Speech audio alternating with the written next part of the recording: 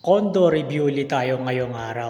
Shore 3, residence ulit tayo. Bigyan kita, many reason kaya maganda bumili ng property rito. Number 1, high demand tong location na to for rental and Airbnb business. Lasang bumibili ng mga condo rito, mga OFW, seaman or mga investor na gusto gawin negosyo yung property nila. Napakaganda kasi yung location, super lapit lang sa MOA. So endless yung possibility yung income mo rito per month. Pangalawa, madali lang siya i-market kasi halos lahat ng pumupunta sa MOA, pwede mo siya maging client or tenant or customer. Kaya madali kasi every month, di ba? Halos lahat naman may ganap yung MOA per month. So, super easy. Pangatlo, yung mga unit dito, SNDC developer. Malalaki po yung unit nila. Like sa mga ibang developer and brand ng real estate, maliliit yung unit nila, yung mga 1BR, 2BR. But dito, sa Shore 3 Residence quality, malalaki yung unit. So, panalo yung investment mo rito. Pang-apat, yung mga amenities, sobrang dami.